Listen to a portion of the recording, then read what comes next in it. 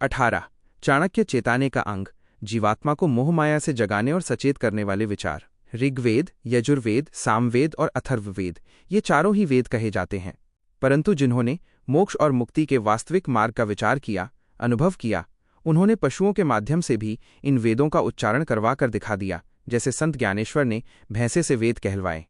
संसार में सुनने वाले श्रोता, कथा कहने वाले वक्ता, पंडित और ज्योतिषी, जोशी, ये सभी बाहरी कर्मकांडों और ग्रंथों में ही उलझकर भूले हुए हैं।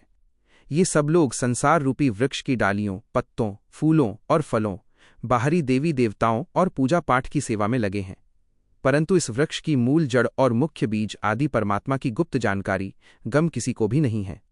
संसार रूपी बाजीगर परमात्मा का ये खेल सृष्टि देखकर सारा जगत इसी में उलझकर भूल गया है, और लोग अपना तन मन धन इसी माया के खेल पर न्योछावर करके इसे अपनी गांठ में बांध रहे हैं। आदि सतगुरु सुखराम जी महाराज फरमाते हैं कि तत्व बुद्धि से हीन वे मूर्ख लोग इस झूठी बाजी के खेल, संसार और उसके रचने वाले मायावी रूप की ही बार बार प्रशंसा करते हैं और उसी का नाम सराहते हैं। मनुष्य ने स्वयं ही पत्थर को तराशकर कोर कर मूर्ति बनाई और उसे लाकर मंदिर, देवालय में स्थापित कर दिया। फिर वही मनुष्य स्वयं उस मूर्ति की पूजा करने जाता है और उससे प्रार्थना करता है कि हे देव, तुम संकट में मेरे मददगार, सहायक बन जाओ। मनुष्यों ने अपने हाथों से स्वयं ही मूर्ति बनाई और फिर सभी नर नारी उसी मूर्ति को पूजने के लिए जाने लगे। यह ठीक वैसा ही है जैसे मकड़ी खुद ही जाला बुनती है और अंत में उलटकर स्वयं ही अपने बनाए उस जाल में फंस जाती है, वैसे ही जीव अपने हाथ से कर्मकांड का जाल बनाकर उसी में बंध जाता है।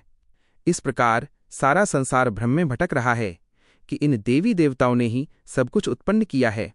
जीव स्वयं अपने ही हाथों से शुभ अशुभ कर्म कमाता है और फिर उन्हीं अपने किए हुए कर्मों के फल को भोगने के लिए बार बार इस संसार में जन्म लेकर आता है। ये संसार में रखे हुए धरिया और मनुष्यों द्वारा गढ़े हुए घड़िया, जितने भी देवी देवता हैं, वे सभी उस एक अनगढ़, जिसे किसी ने नहीं गढ़ा, जो अजन्मा और निराकार परमात्मा है, के पूरी तरह वश में हैं। वह अनगढ़ परमात्मा यदि एक क्षण या पल के लिए भी चाहे तो इस पूरी सृष्टि और इन गढ़े हुए तमाम देवों को भस्म करके चूर्ण नष्ट कर सकता है। वह अनगढ़ परमात्मा एक पल में पूरी सृष्टि को पैदा कर सकता है और एक क्षण में ही सब कुछ नष्ट, संहार कर सकता है। इसी प्रकार संसार के ये सभी गढ़े हुए शरीर और मूर्तियां, घाट पूरी तरह से उस एक अनगढ़ देव के ही सहारे और नियंत्रण में है। सगुण रूपधारी देवी देवताओं के अनंत नाम हैं, जिनकी गिनती नहीं की जा सकती, परंतु जो सबका एकमात्र आधार रूप और सत्य स्वरूप निर्धार ब्रह्म है, उसकी वास्तविक पहचान कोई नहीं करता है। जब तक ये देह शरीर है, तब तक ही इसका नाम और अस्तित्व सत्य प्रतीत होता है। इसलिए इस जीवित शरीर की सेवा संभाल करना तो उचित है, परंतु जैसे बिना वृक्ष के छाया होना असंभव है, वैसे ही मूल परमात्मा वृक्ष को छोड़कर पत्थर की निर्जीव मूर्ति, छाया को पूजना व्यर्थ है। जो मनुष्य ऐसा करते हैं, वे बिना जड़ के वृक्ष की छाया ढूंढने वाले मूर्ख के समान हैं।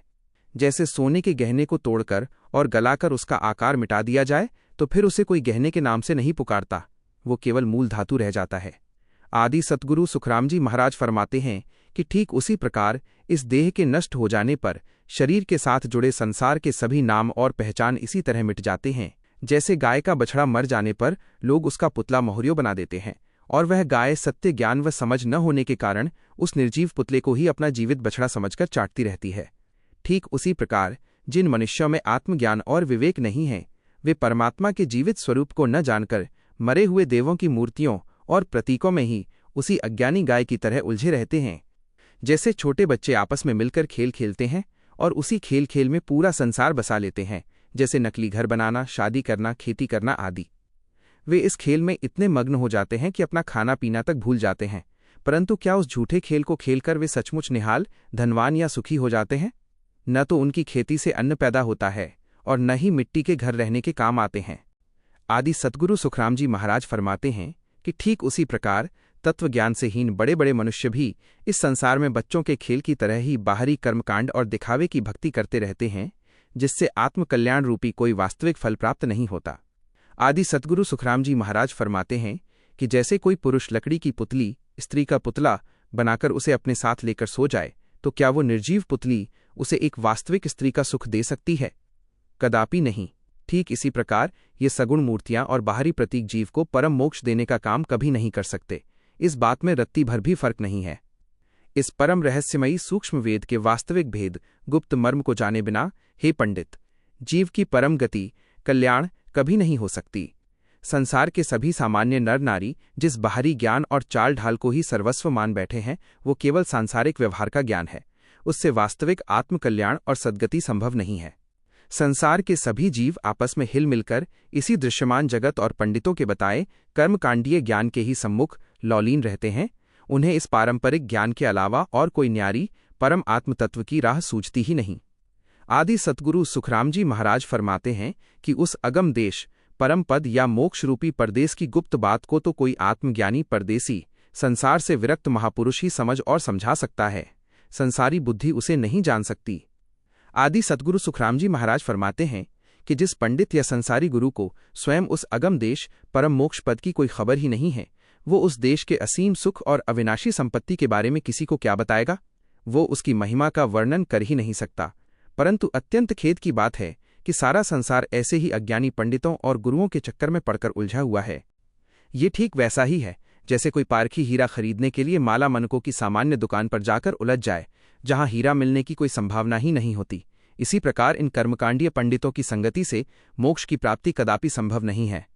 जैसे कोई दरिद्र और निर्धन व्यक्ति किसी दूसरे दरिद्र के पड़ोस में जाकर अपना घर बना ले और फिर उस निर्धन की पत्नी संकट के समय पड़ोसी से धन उधार मांगने जाए, तो वो स्वयं दरिद्र भला उसे धन निकालकर कहाँ से देगा, क्योंकि उसके पास खुद ही कुछ नहीं है।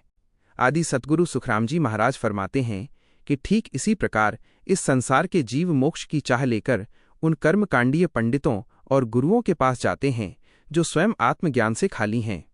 जब उन पंडितों के पास स्वयं ही मोक्ष का मार्ग नहीं है, तो वे भला इन जीवों को मोक्ष कहाँ से देंगे। परम मोक्ष का वह गुप्त भेद तो केवल आदि सतगुरु और पूर्ण संतों के पास ही मिलता है। जैसे एक अंधा मनुष्य दूसरे अंधे का हाथ पकड़कर रास्ता चले या एक अपाहिज पंगु दूसरे अपाहिज का सहारा लेकर आगे बढ़ने की कोशिश करे, तो वे कभी अपनी मंजिल तक नहीं पहुंच सकते। ठीक वैसे ही यदि कोई स्त्री किसी दूसरी स्त्री से ही विवाह कर ले, तो उससे उसका गृहस्थी और संतान सुख का कोई भी कार्य सिद्ध नहीं हो सकता। आदि सतगुरु सुखराम जी महाराज फरमाते हैं कि जीव और गुरु की स्थिति भी ऐसी ही है। यदि अज्ञानी जीव किसी ऐसे ही अज्ञानी और कर्मकांडों में अंधे गुरु की संगति करता है, तो उसका आत्मकल्याण रूपी कोई भी वास्तविक कार्य सिद्ध नहीं हो सकता। दोनों ही संसार के चक्रव्यूह में फंसे रह जाते हैं। जैसे किसी व्यक्ति को सपने में अथाश धन संपत्ति, राजपाट, महल और संसार के तमाम सुख मिल जाएं, लेकिन आंख खुलते ही, सपना टूटते ही वो सब कुछ पल भर में गायब हो जाता है और हाथ कुछ नहीं आता। आदि सद्गुरु सुखराम जी महाराज फरमाते हैं कि ठीक उसी प्रकार उस अविनाशी निर्गुण सत्य स्वरूप परमात्मा के वास्तविक सिमरन और तत्वज्ञान के बिना संसार की ये तमाम सगुण मूर्तियां, बाहरी पूजा पाठ और कर्मकांड स्वप्न की झूठी संपत्ति के समान हैं। अंत समय में जीव के कल्याण के लिए ये सब बिल्कुल बेकाम, व्यर्थ सिद्ध होते हैं। आदि सतगुरु सुखराम जी महाराज फरमाते हैं कि इस सगुण देह शरीर को पूरी तरह नश्वर और मिथ्या, झूठ ही जानो। इसमें सदा रहने वाली सत्यता या अमरता का अंश रत्ती भर भी नहीं है। यह देह उस अमर लोक के कभी न मरने वाले अविनाशी स्वरूप जैसी नहीं है। जब एक न एक दिन ये देह मिट्टी में मिल जाएगी, तो इसके साथ जुड़ा नाम और मान प्रतिष्ठा भी सदा के लिए चले जाएंगे। फिर इस मिटने वाली देह और इसके नाम को भला सत्य कैसे माना जा सकता है।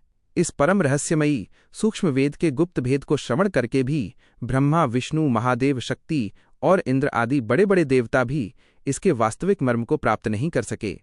फिर भला संसार के साधारण कवि जैसे शुक्राचार्य आदि और पंडित चाहे जितना शास्त्र विचार करके पच कर मर जाएं या तपस्या करते करते अपने शरीर ही क्यों न छोड़ दें, उन्हें भी इस दिव्य भेद का असली मर्म कभी समझ में नहीं आता।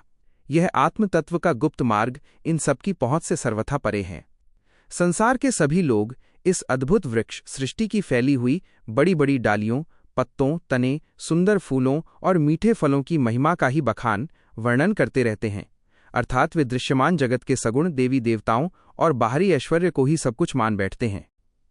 परंतु आदि सतगुरु सुखराम जी महाराज फरमाते हैं कि इन डालियों, पत्तों और फूलों को जीवन देने वाली जो इस वृक्ष की मुख्य जड़ मूल परमात्मा है, उसकी गुप्त गति और रहस्य को तो संसार में कोई बिरला, कोई एक आधा आत्मज्ञानी महापुरुष ही जान पाता है।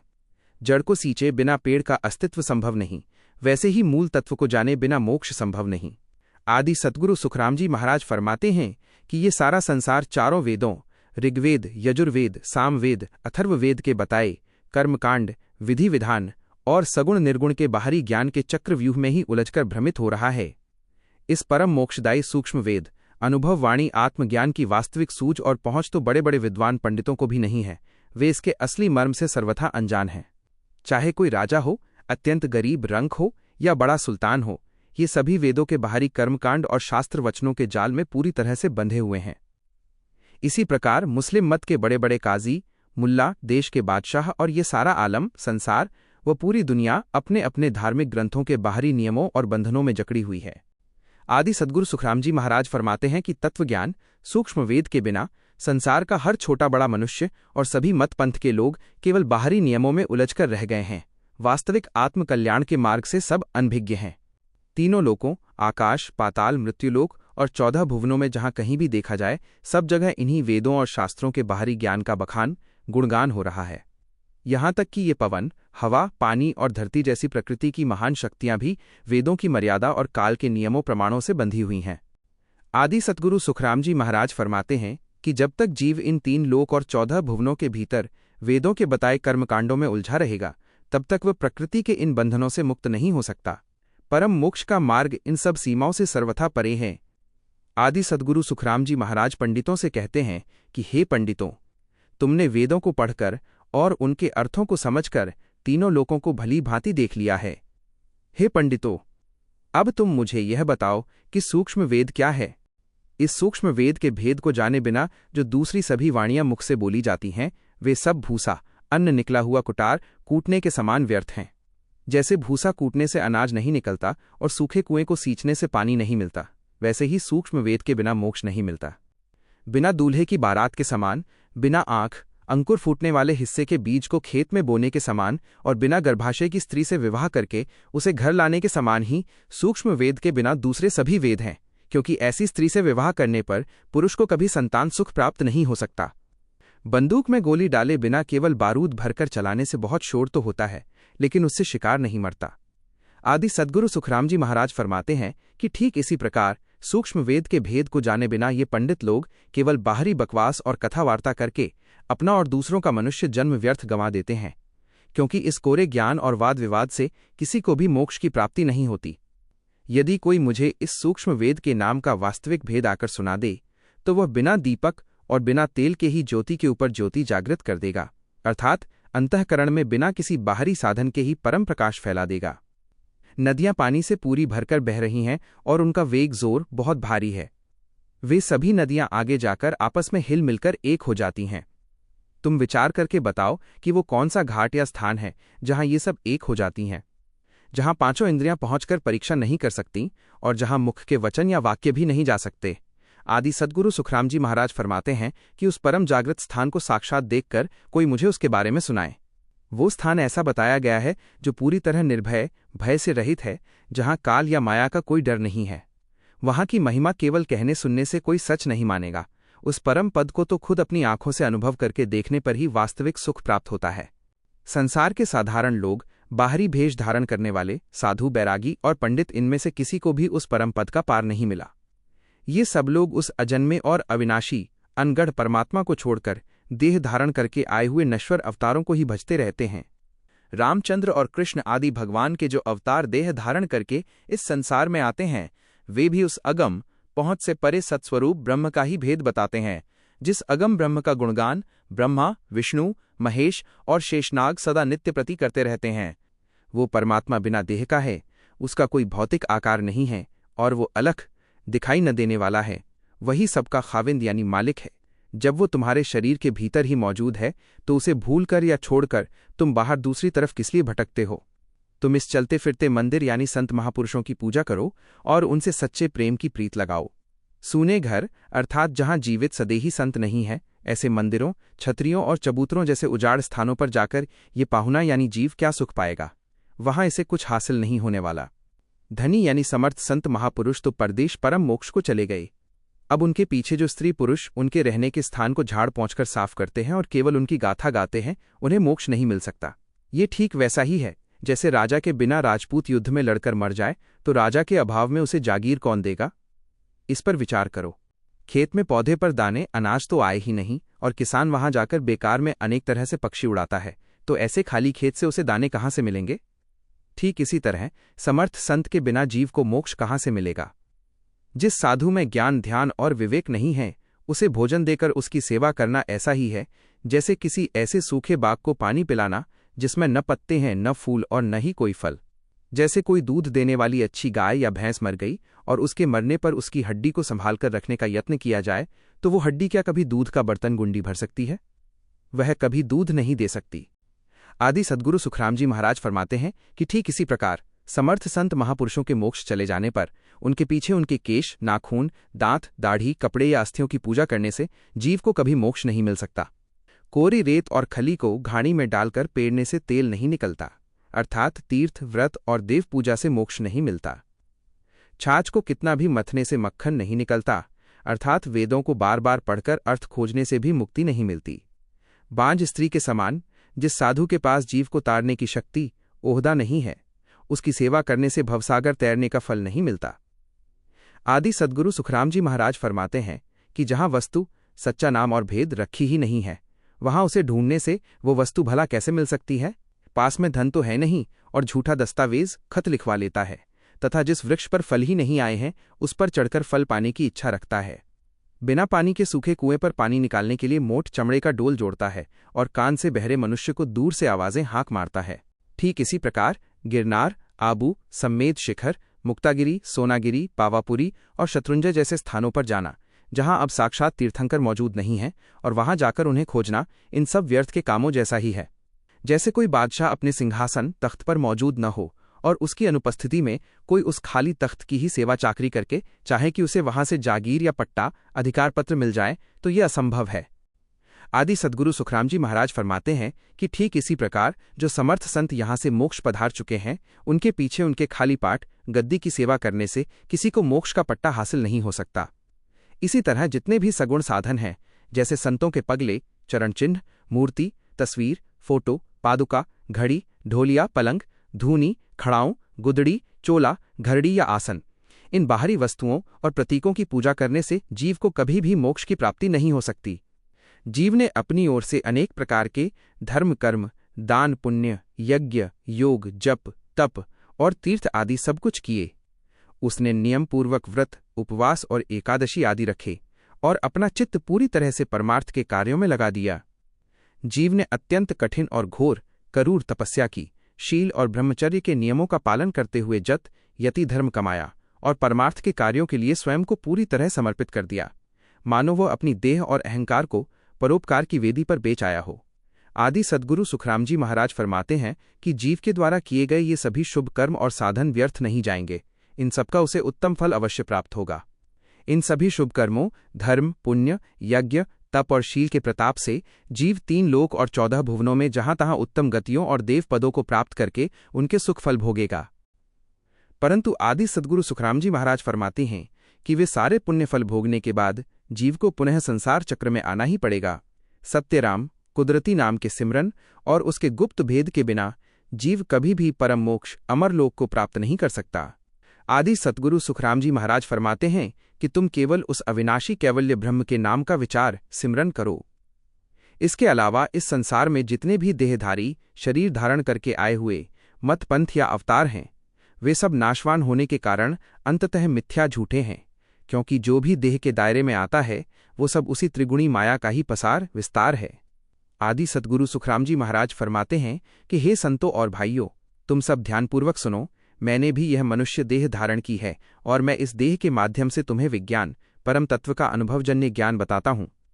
मैं किसी बाहरी क्रियाकांड करनी या बंधनों में नहीं फंसता और न ही किसी सांसारिक कर्म या विधि विधान की साधना से बंधा हूँ।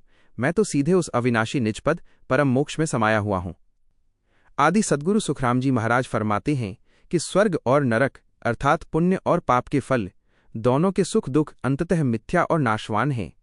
यह पूरा चक्र जुए के एक खेल की तरह है, जहां जीव यदि जीत जाता है तो पुण्य के प्रताप से स्वर्ग आदि गतियों का बहुत सा सुख धन प्राप्त कर लेता है, परंतु जैसे ही वे पुण्य समाप्त होते हैं वह अपनी गांठ की पूंजी सांसारिक जीवन हारकर वापस खाली हाथ 84 के चक्कर में लौट आता है।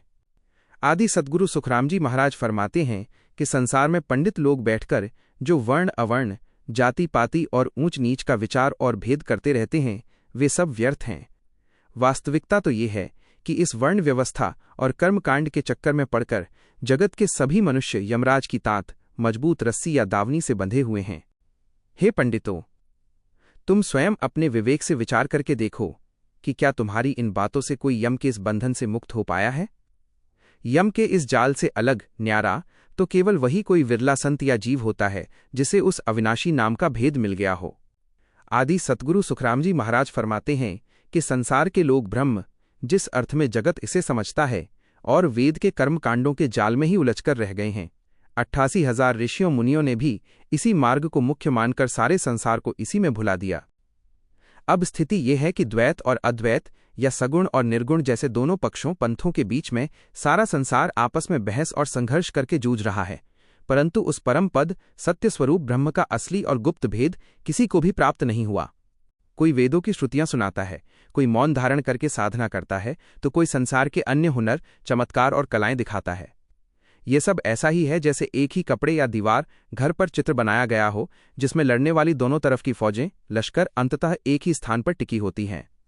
स्त्री और पुरुष अर्थात संसार के सभी नर नारी दोनों ही भ्रम में मिलकर भटक रहे हैं और किसी को भी एक सत्य का निश्चय, विश्वास नहीं हुआ।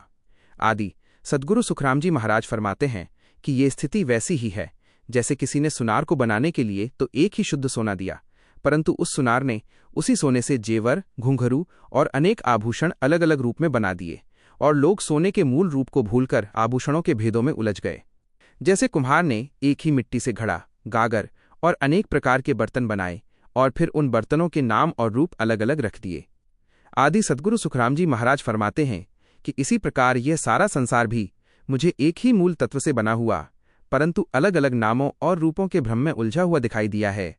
उन बर्तनों के जो भी नाम और रूप रखे गए वे उनके उपयोग, कार्य के अनुसार तय किए गए, परंतु जब विवेक से ये समझ में आता है कि ये सभी बर्तन मूलतः मिट्टी, पृथ्वी से ही बने हैं, तो स्पष्ट हो जाता है कि आदि में भी मिट्टी थी और अंत में भी ये सब मिटकर मिट्टी ही होंगे। अर्थात नाम रूप अनेक हैं पर मूल तत्व एक ही है। ये सब बर्तन जिस पृथ्वी मिट्टी से बनाए गए थे वे टूटने पर पुनः उसी मिट्टी में जाकर मिल जाते हैं। इसलिए ये कलात्मक बर्तन और जमीन पर पड़ा साधारण मिट्टी का ढेला अंततः दोनों एक जैसे ही हैं। मिट्टी से ही ये बर्तन चाक के ऊपर चढ़कर बने, पृथ्वी से अलग हुए और अंत में फूटकर वापस उसी मिट्टी में मिल गए। जैसे वृक्ष पृथ्वी से ही अंकुरित होकर बड़े होते हैं और फिर उनकी अलग अलग डालियां, पत्ते और शाखाएं कहलाती हैं, परंतु ये सभी अंततः जमीन से ही निकले हैं और निश्चय ही नष्ट होकर वापस इसी जमीन में जाकर मिल जाएंगे। जहां से बीज उत्पन्न हुआ था वे सब घूम फिरकर उसी मिट्टी में समा जाते हैं। जैसे कोई किसान जाकर खेती करता है और जमीन में एक एक अन्न का दाना बोता है। जब वो खेती फूलती फलती है और फसल पककर तैयार हो जाती है, तब किसान उस सारे अनाज को समेटकर वापस उसी जगह घर या कोठार लाकर भर लेता है जहां से वो बीज लाया था।